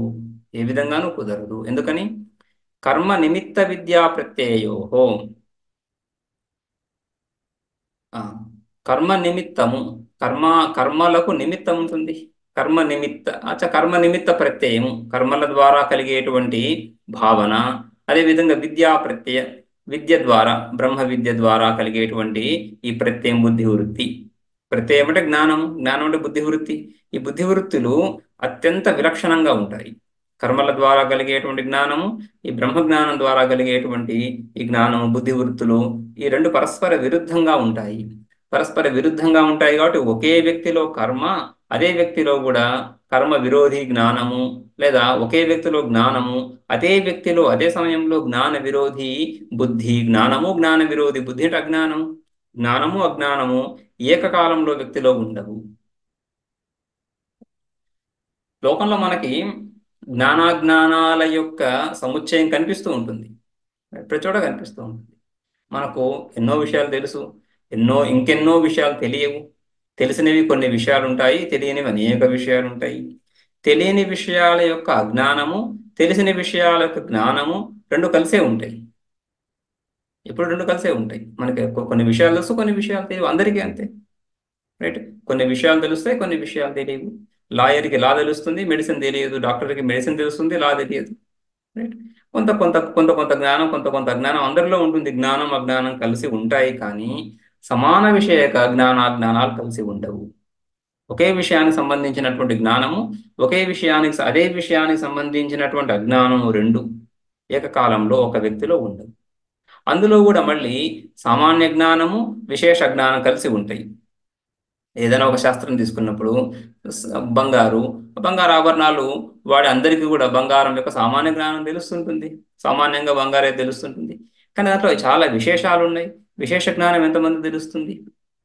కాబట్టి సామాన్య జ్ఞానము, విశేష జ్ఞానం ఇది కూడా ఉంటుంది, కలిసి ఉంటాయి. ఒకే వస్తువుకు సంబంధించి సామాన్య జ్ఞానము, విశేష జ్ఞానం కలిసి ఉంటాయి. కానీ ఒకే విషయానికి సంబంధించినటువంటి సామాన్య జ్ఞానము, సామాన్య జ్ఞానం కలిసి ఉంటాయా? ఒకే విశేషానికి సంబంధించిన విశేష జ్ఞానము, అదే విశేషానికి సంబంధించిన అజ్ఞానము కలిసి ఉండవు, రైట్? జ్ఞానాజ్ఞానాలు రెండు కలిసి ఉండవు అంటే విషయాన్ని తీసుకొని, ఒకే విషయానికి సంబంధించినటువంటి ఇక్కడ ఆత్మ మన స్వరూపానికి సంబంధించినటువంటి జ్ఞానము, స్వరూపానికే సంబంధించినటువంటి అజ్ఞానము, ఈ రెండు కలిసి ఒకే కాలంలో ఒకే వ్యక్తిలో ఉండడానికి అవకాశమే లేదు. ఇది జ్ఞానాజ్ఞానాల యొక్క సముచ్చయ నిరాకరణ. స్వరూపము యొక్క జ్ఞానము లేనప్పుడు కర్మలకు అవకాశం వస్తుంది. స్వరూపం యొక్క జ్ఞానము లేనప్పుడు స్వరూపం యొక్క అజ్ఞానం ఉంటుంది. ఈ స్వరూపములో సామాన్య విశేష భేదాలు లేవు. స్వరూపము బంగారు ఇత్యాదిలాగా, సువర్ణం ఇత్యాదిలాగా సావయవం అయితే అప్పుడు సామాన్య జ్ఞానము, విశేష జ్ఞానం అని చెప్పచ్చు. స్వరూపంలో ఈ విధంగా సావయవత్వం లేదు, అవయవాలు భాగాలు లేవు. భాగాలు లేనప్పుడు ఇంత మాత్రమే తెలుసు, ఇంత తెలియదు అనేటువంటి భేదం రాదు, రైట్? ఆ విధంగా స్వరూపానికి సంబంధించినటువంటి సామాన్య జ్ఞానమని, విశేష జ్ఞానమని ఈ విధంగా, రైట్, మిగిలిన వస్తువుల్లో ఏ విధంగా తెలుస్తుందో అలా ఉండదు. కాబట్టి ఇక్కడ జ్ఞానాజ్ఞానాలు ఒకటే. స్వరూపానికి సంబంధించినటువంటి జ్ఞానము, స్వరూపానికి సంబంధించినటువంటి అజ్ఞానము. అజ్ఞానం ఉన్నప్పుడు, స్వరూపానికి సంబంధించినటువంటి సమ్యక్ జ్ఞానం కలిగినప్పుడు భేద బుద్ధి లేదు. ఏకమేవా ద్వితీయం బ్రహ్మ తద్బ్రహ్మ అహమస్మి అని కదా. ఆ బ్రహ్మ అద్వితీయ స్వరూపము, ఎటువంటి భేదాలు లేనటువంటి తత్వము, ఎటువంటి భేదాలు లేనటువంటి ప్రకాశక స్వరూపము, స్వయం ప్రకాశక స్వరూపము, అది నేను, అది జ్ఞానం. అక్కడ భేదానికి అవకాశం ఎక్కడుంది, రైట్? సో ఆ భేదము లేనప్పుడు కర్త ఎవరు, కర్మ ఏది, కరణమేది, ఈ భేదాలు లేవు. ఈ కర్త కర్మ కరణ భేదాలు లేవు. అంత ఏకమేవా ద్వితీయం అని చెప్తున్నాము. సో ఆ భేదాలు లేనప్పుడు క్రియ ఎక్కడి నుంచి వస్తూ ఉంది? క్రియ కర్త కర్మ కరణ వీటి ద్వారానే క్రియ ఏర్పడాలి. ఫలాన్ని భావి కాలంలో ఇవ్వాలి. కాల విభాగం లేదు. సో అటువంటి జ్ఞానము, అద్వితీయ జ్ఞానం కలిగినటువంటి సందర్భంలో అజ్ఞానము, అజ్ఞాన కార్యాలైనటువంటి కర్మలు వీటికి అవకాశం లేదు. అందుకని కర్మ నిమిత్త ప్రత్యయము, విద్యా ప్రత్యయము, ఈ రెండు ప్రత్యయాల్లో విరోధం ఉంది. కర్మ నిమిత్తమైనటువంటి బుద్ధి జ్ఞానం ఏదైతే ఉందో అది అజ్ఞాన కోటిలోకి వస్తాం. అజ్ఞానంలో అంటే ఆత్మ విషయక అజ్ఞానం, తత్తద్ విషయక జ్ఞానం ఉండనేగాక. మనం ఓంకార ఉపాసన చూస్తున్నాం, ఇంతకుముందు ఉపాసన చూసాము. తత్తద్ విషయక జ్ఞానం ఉండనేగాక ఈ జ్ఞానాలన్నీ కూడా ఆత్మజ్ఞాన సందర్భంలో అజ్ఞానాలై గుర్తుంటున్నాయి. ఆత్మ యొక్క అజ్ఞానముతో పాటుగా వీటి యొక్క ఉనికి, ఈ కర్మల యొక్క ఉనికి, ఈ కర్మలు ఉండాలంటే స్వరూపం యొక్క అజ్ఞానం ఉండే తీరాలి. స్వరూపం యొక్క అజ్ఞానంతో పాటే కర్మలు కుదురుతాయి, కానీ స్వరూపం యొక్క జ్ఞానం ఉన్నప్పుడు కర్మలకు అవకాశం లేదు. కాబట్టి కర్మ నిమిత్త ప్రత్యయానికి, విద్యా ప్రత్యయానికి, కర్మ నిమిత్త విద్యా ప్రత్యయోహో, షష్ఠి ద్వివచనం, డ్యూయల్ కేస్ అది, కర్మ నిమిత్త ప్రత్యయము, విద్యా ప్రత్యయం అని.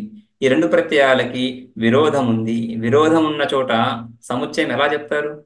ఒకే బుద్ధిలో, ఒకే వ్యక్తిలో, ఒకే కాలంలో ఈ రెండు ప్రత్యయాలు చక్కగా కుదురుతాయి, రైట్? ఆశ్రమ ధర్మాలని అనుష్ఠించు, జ్ఞానాన్ని కూడా అనుష్ఠించు. అనుష్ఠించు అంటే జ్ఞానం చేత జ్ఞాన సాధనం చేత జ్ఞానం కలుగుతా ఉంది వ్యక్తిలో. అదే కాలంలో ఆ విద్యా ప్రత్యయం ఉన్నటువంటి కాలంలోనే ఆశ్రమ ధర్మాలు చేస్తాడు. కర్మ ప్రత్యయం, రైట్. కర్మ ప్రత్యయం అజ్ఞానాన్ని కోరుతుంది, భేదాన్ని కోరుతుంది, భేదాన్ని ఆశిస్తుంది, భేదం మీద భేదాన్ని ఆశ్రయిస్తుంది. ఆ విధంగా భేదము అభేదము రెండు కూడా బుద్ధిలో ఒకే వ్యక్తిలో ఒకే కాలంలో కుదరవు కాబట్టి ఈ రెండు ఏకకాలంలో సంభవం కాదు అని సంగ్రహం. కర్మ నిమిత్త విద్యా ప్రత్యయో విరోధాత్ సముచ్చయం నభవతి అని. ఆ విరోధమే ఇక మళ్ళీ స్పష్టంగా వ్యాఖ్యానం చేస్తున్నారు. కర్త్రాధికార క్రియాఫల భేద ప్రత్యయవత్వం హి నిమిత్తం ఉపాదాయ ఇదం కురు ఇదం మా కార్షీహి ఇది కర్మ విధయ ప్రవృత్తాః. అయితే ఇక్కడ ఈ కర్మ విధులు, ఈ కర్మ చెయ్యి, ఈ కర్మ చెయ్యకు అని ఎవరు చెప్తున్నారు? శృతి, రైట్. సర్వజ్ఞతుల్యమైనటువంటి శృతికి మనము సర్వజ్ఞ స్థానాన్ని ఇస్తాం. సర్వజ్ఞత్వం శృతిలో ఉంది. అటువంటి సర్వజ్ఞ కల్పం అయినటువంటి శృతిని ఉపదేశించినటువంటి పరమాత్మ సర్వజ్ఞ స్వరూపం. పరమాత్మ ద్వారానే శృతి లోకానికి లభిస్తా ఉంది. పరమాత్మ సర్వజ్ఞుడు.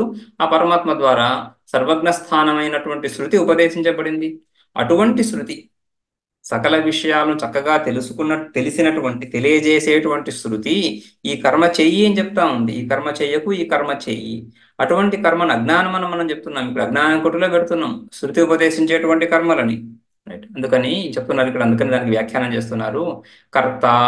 కర్త్రాధికారక, కర్త, కర్మ, కరణ, సంప్రదాన ఇత్యాది కారకాలు ఏవైతే ఉన్నాయో ఈ కారకాల ద్వారానే క్రియ ఏర్పడుతుంది. ఏదైనా క్రియ, నిత్య కర్మలు చేయాలి. నిత్య కర్మలు చేస్తున్నప్పుడు ఈ నిత్య కర్మ అనేది క్రియ. ఈ నిత్య కర్మలు నా బాధ్యత అని ఎవడైతే భావిస్తున్నాడో వాడు కర్త. ఆ భావన ఉండాలి కదా. ఈ నిత్య కర్మలని నా బాధ్యత, నేను చేయాలి వీటిని, ఈ ధర్మము, దీన్ని నేను అనుష్ఠించాలి అని. ఎందుకు అనుష్ఠిస్తావు ధర్మాన్ని? ఫలం గురించి. నిత్య నైమిత్య కర్మలు కూడా చిత్తశుద్ధి కావచ్చు, ఇక్కడ స్వర్గలోక ప్రాప్తి చెప్పుకుంటున్నాము. స్వర్గలోక ప్రాప్తి కావచ్చు. ఈ ఫలాలు ఉన్నాయి. ఈ ఫలాలను ఉద్దేశించి కర్మ చేస్తున్నాను. సో నేను కర్తని, ఇది సాధనము. నాకంటే వేరుగా స్వర్గం అనేటువంటి ఒక ఫలం ఉంది. స్వర్గం అనేటువంటి ఒక ఫలం, ఒక లోకం ఉంది. ఆ లోకాన్ని, ఆ సుఖాన్ని నాకంటే వేరుగా సుఖాన్ని కలిగించేటువంటి వస్తువు ఒకటి ఉంది. ఎన్నో వస్తువులు ఉన్నాయి.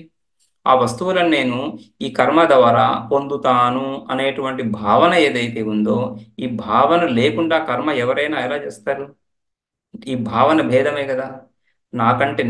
నాకంటే వేరుగా ఒక లోకము, ఒక ఫలము ఉందంటున్నప్పుడు ఆ లోకం కంటే వేరుగా నేనున్నాను.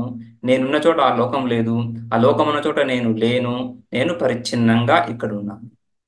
ఆ లోకం ఎక్కడో ఇంకొక చోట ఉంది. ఈ కాలంలో ఆ లోకానికి నాకు సంబంధం లేదు.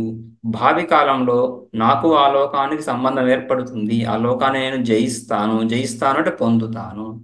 రాజ్యాన్ని రాజు జయించాడు. ఏం చేస్తాడు? రాజ్యాన్ని రాజు జయించడం అంటే ఎలా జయిస్తాడు? పొందుతాడు. దాని మీద అధికారాన్ని పొందుతున్నాడు.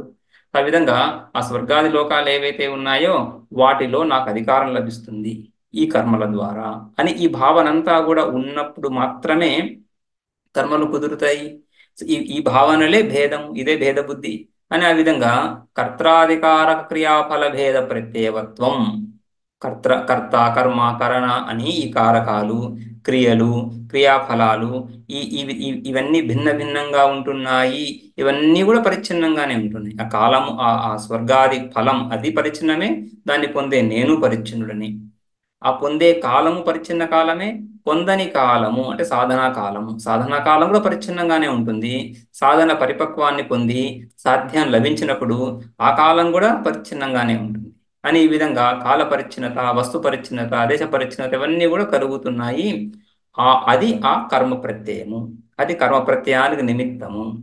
కర్త్రాధికారక ఫలభేద ప్రత్యయవత్వం ఇదే నిమిత్తం. ఈ నిమిత్తంని శృతి ఉపదేశించటంలే. నువ్వు పరిచ్ఛిన్నుడవు, స్వర్గం పరిచ్ఛిన్నము అని శృతి చెప్పడంలే. ఇవన్నీ నీలో, వ్యక్తిలో స్వాభావికంగా సహజంగా ఉన్నాయి. ఆ ఉన్నటువంటి వాటిని ఆశ్రయించి శృతి ఉపదేశిస్తా ఉంది. సరే, నీకు ఎలా ఈ కోరికలు ఉన్నాయి కాబట్టి వీటికి సాధన నేను చెప్తాను. ఏ సాధన అయితే అల్టిమేట్గా మోక్షానికి అనుకూలతను కలిగిస్తుందో, విరోధాన్ని కలిగించకుండా నీలో ఈ కోరికలుంటూ రాగద్వేషాల ద్వారా హింసకు పాల్పడకుండా ధర్మ మార్గాన్ని తప్పకుండా ధర్మ మార్గాన్ని అనుష్ఠిస్తున్నప్పుడు ఒక సత్వ వృద్ధి క్రమేపీ జరుగుతూ ఏదో ఒక రోజు నువ్వు మోక్షానికి అధికారి అవుతావు అనే ఉద్దేశంతో శృతి ఈ భేదాన్ని చూసి, ఈ వ్యక్తుల భేదాన్ని చూసి, ఆ భేదం దృఢంగా ఉండడాన్ని చూసి వాడికి ఒక సాధన ఉపదేశం చేస్తా ఉంది. సరే, కోరిక ఎలాగో నీలో ఉంది కాబట్టి దానికి ఇది సాధన. అంతేగాని ఈ క్రియలు, ఈ ఈ ఈ ఫలాలు, ఈ పరిచ్ఛిన్నత, ఈ భేదము శృతి ఉపదేశించడం లే. ఈ శృతి ఈ వ్యక్తిలో ఉంది, అజ్ఞానం చేత ఇవన్నీ కలుగుతున్నాయని గ్రహించి ఆ నిమిత్తాన్ని తీసుకొని, నిమిత్తం ఉపాదాయ, ఆ నిమిత్తాన్ని శృతి కలిగించలే. శృతి కేవలం నిమిత్తాన్ని గుర్తిస్తా ఉంది. గుర్తించి ఇదం కురు, ఈ పని చేయి, నువ్వు నీ నీ నీ మార్గం ప్రశస్తమవుతుంది, ఈ పని చెయ్యి. ఇదం మా కార్షీహి, ఈ హింసా ఇత్యాదులు చెయ్యకు, అధోగతి పాలవుతావు. అందుకని ఈ హింసా ఇత్యాదులు చెయ్యకు, ఈ మార్గంలో వెళ్ళు, నీవు కావాలనుకున్నటువంటి ఫలం నీకు లభిస్తుంది అని. ఇది కర్మ విధయ ప్రవృత్తాః. ఈ విధంగా నిత్య నైమిత్య కర్మలు కావచ్చు, కామ్య కర్మలు కావచ్చు, ప్రాయశ్చిత్త కర్మలు కావచ్చు, అవన్నీ కూడా ఈ విధంగానే ప్రవృత్తమవుతున్నాయి. తచ్చ నిమిత్తం నా శాస్త్రకృతం. ఆ నిమిత్తం ఏదైతే ఉందో, ఏ నిమిత్తము? కర్మ కర్త్రాది క్రియాకారక ఫల భేద నిమిత్తం. కర్త్రాది క్రియాకారక ఫల భేద ప్రత్యయవత్వం, అది నిమిత్తం కదా. ఆ ఫలభేద ప్రత్యయవత్వం, భేద ప్రత్యయము శాస్త్రం ద్వారా చేయబడలేదు. నా శాస్త్రకృతం. తచ్చ నిమిత్తం నా శాస్త్రకృతం సర్వప్రాణిషు దర్శనాత్. ఎందుకు చెప్తున్నావు? ఏ విధంగా తెలుసు నీకు? ఈ విధంగా ఈ శాస్త్రకృతం కాదు ఈ నిమిత్తం అని. ఈ భేదం అనేటువంటి నిమిత్తము శాస్త్రం చేత చేయబడలేదు అని ఎలా మనం నిరూపిస్తాము? ఎలా నిరూపిస్తామంటే సర్వప్రాణుల దర్శనాత్, సకల ప్రాణుల్లో ఈ భేద జ్ఞానం కలుగుతా ఉంది. పశుపక్షాదులలో అని అర్థం. పశుపక్షాదులకు శాస్త్రం ఉపదేశిస్తుందా? శాస్త్రం ఉపదేశించిన ఆ ఉపదేశాన్ని గ్రహించే సామర్థ్యం మనుషులకు మాత్రమే ఉంటుంది, పశుపక్షాదులకు లేదు. కానీ భేద బుద్ధి మాత్రం పశుపక్షాదులకు కూడా ఉంది. రైట్. ఉపనయనాది సంస్కారాలు లేనటువంటి శిశువులో కూడా, బాలకుల్లో కూడా, అర్భకుల్లో కూడా ఈ భేద ప్రత్యయాలు కనిపిస్తున్నాయి. మనుషుల్లో కూడా, శాస్త్రాధ్యయనం చేయని వాడిలో కూడా ఈ భేద ప్రత్యయం తెలుస్తా ఉంది. భేద ప్రత్యయం, భేద బుద్ధి గనక శాస్త్రం చేత కలిగేదైతే శాస్త్రాన్ని అధ్యయనం చేసిన వాడిలో మాత్రమే భేద బుద్ధి ఉండాలి. కానీ అందరిలో భేద బుద్ధి కనిపిస్తా ఉంది. కాబట్టి శాస్త్రోపదేశం లేకుండానే భేద బుద్ధి కలుగుతాం. కాబట్టి భేద బుద్ధి జన్మనా సహజ అయితే, జన్మతో పాటుగానే అది భేద బుద్ధి కలుగుతుంది. ఆ భేద బుద్ధిని గుర్తించి శాస్త్రం ఉపదేశిస్తా ఉంది. మార్గాన్ని, సన్మార్గాన్ని, ధర్మ మార్గాన్ని ఉపదేశిస్తుందే గాని భేద బుద్ధిని కలిగించదు. అంతేకాకుండా సదేకమేవాద్వితీయం ఆత్మైవేదం సర్వం బ్రహ్మైవేదం సర్వం ఇది శాస్త్రజన్య ప్రత్యయో విద్యారూప స్వాభావికం క్రియాకారక ఫలభేద ప్రత్యయం కర్మ విధి నిమిత్తం అనుపమృద్య న జాయతే భేద ప్రత్యయో విరోధాత్. ఇది ఒక విషయం. ఏమని? ఈ భేదము శాస్త్రం ద్వారా చెప్పబడలేదు, అందరిలో కనిపిస్తా ఉంది, అన్ని ప్రాణుల్లో కనిపిస్తాం. అంతేకాకుండా ఈ భేదానికి విరుద్ధమైనటువంటి, ఈ భేదాన్ని ధ్వంసం చేసేటువంటి అభేద బుద్ధిని శాస్త్రం ప్రతిపాదిస్తా ఉంది. ఏ శాస్త్రం అయితే అభేదాన్ని ప్రతిపాదిస్తుందో అదే శాస్త్రము భేదాన్ని ఎలా ప్రతిపాదిస్తుంది? సో అభేదాన్ని ప్రతిపాదించే శాస్త్రం భేదాన్ని ప్రతిపాదించే అవకాశమే లేదు. కానీ ఇక్కడ అభేదాన్ని స్పష్టంగా ప్రతిపాదిస్తా ఉంది. ఏమని? సత్ ఏకమేవాద్వితీయం, ఏకమేవాద్వితీయం సత్. సో సదేవ సౌమ్య ఇదమగ్రాసీత్ ఏకమేవాద్వితీయం అని కదా చాందోగ్యం మొదలవుతా ఉంది 6వ అధ్యాయంలో. హే సౌమ్య, ఇదం, ఈ జగత్తంతా కూడా ఉత్పత్తికి ముందు సత్స్వరూపంగా మాత్రమే ఉండింది, సత్స్వరూపంగా మాత్రమే ఉండింది అని ఆ విధంగా అద్వితీయ స్వరూపాన్ని ప్రతిపాదిస్తా ఉంది. అద్వితీయ స్వరూపం అంటే భేదరహిత స్వరూపం అని. అంటే ఉత్పత్తికి ముందు కర్త ఎవడున్నాడు? ఈ కర్మలను చేసేటువంటి కర్త ఎవరున్నారు? ఎవరు కర్త లేరు. కర్మలు ఎక్కడున్నాయి? కరణాలు ఎక్కడున్నాయి? ఈ సాధనలు ఎక్కడున్నాయి? ఏదైనా కర్మ చేయడానికి ఏవి లేకుండా ఏముంది అక్కడ? సత్స్వరూపము. ఏదీ లేదు, శూన్యము అని చెప్పడం లేదు. శూన్యవాదులు ఆ విధంగా శూన్యాన్ని ప్రతిపాదించని కానీ శృతి సమ్మతం కాదది. శృతి ఏం చెప్తా ఉంది? ఈ సృష్టికి మునుపు సత్స్వరూపం మాత్రమే ఉంది అని కదా.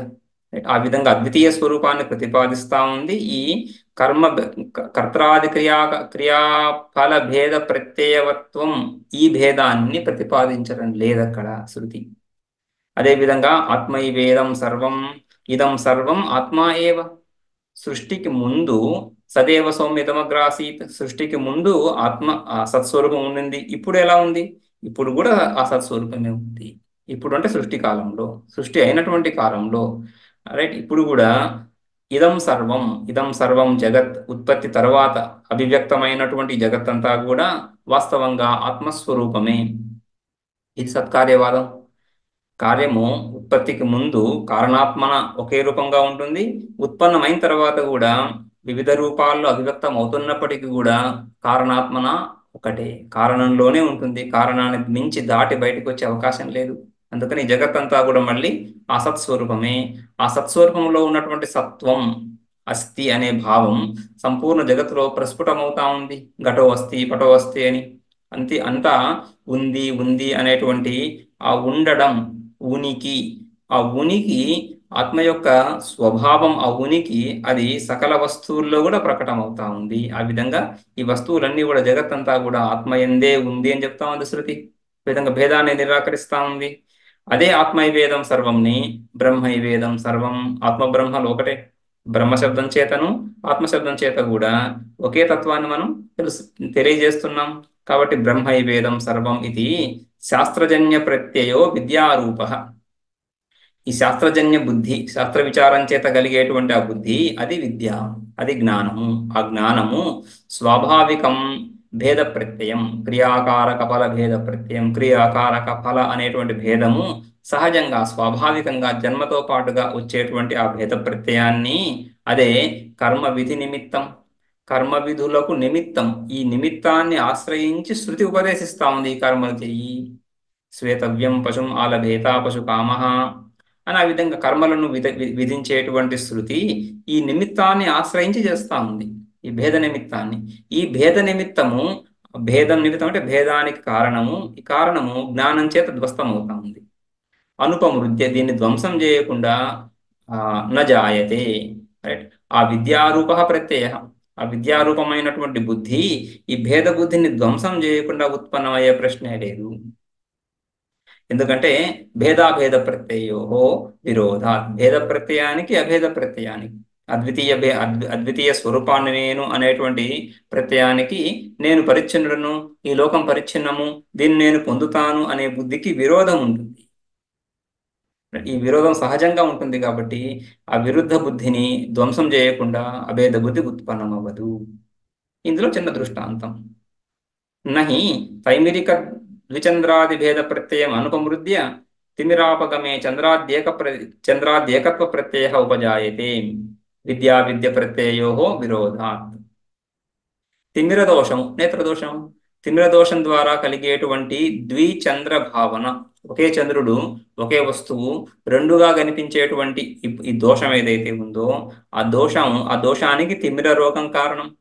ఆ తిమిర రోగానికి విరుగుడు మందు తీసుకుంటున్నప్పుడు, వైద్యం తీసుకుంటున్నప్పుడు, ఔషధం తీసుకుంటున్నప్పుడు, ఆ ఔషధము ఈ తిమిర రోగాన్ని ధ్వంసం చేయకుండా, రైట్, అనుపమృత్య ఈ భేద ప్రత్యయాన్ని ధ్వంసం చేయకుండా చంద్రైకత్వ దర్శనం కలగదు.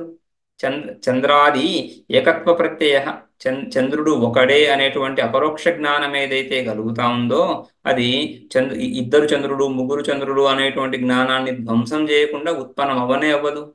అదేవిధంగా ఈ విద్య కూడా విద్యా ప్రత్యయో విరోధాత్. జ్ఞానం అంటే ఏకత్వ జ్ఞానము, బ్రహ్మైవాహమస్మి అనేటువంటి జ్ఞానము, అహం పరిచ్ఛిన్న, నేను ఈ పరిచ్ఛిన్న శరీరానికి సంబంధించినటువంటి వాడను అనేటువంటి బుద్ధిని ధ్వంసం చేయకుండా ఉత్పన్నం అవ్వదు. నేను ఈ శరీరానికి సంబంధించినటువంటి వాడను అనే భావన లేకుండా కర్మలు కుదరవు. కాబట్టి కర్మలకి జ్ఞానానికి పొత్తు కుదరదు. కాబట్టి ఆ త్రయోధర్మస్కంద అని చెప్తున్నప్పుడు, బ్రహ్మ సంస్థ అని చెప్తున్నప్పుడు, ఆ రెండు గ్రూపులకి మధ్యలో అత్యంత వైలక్షణ్యం ఉంది.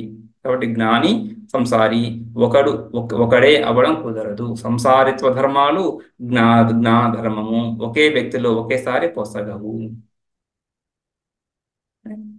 ఇంకా విచారం. తర్వాత మనం కంటిన్యూ చేద్దాం తర్వాత క్లాస్లో.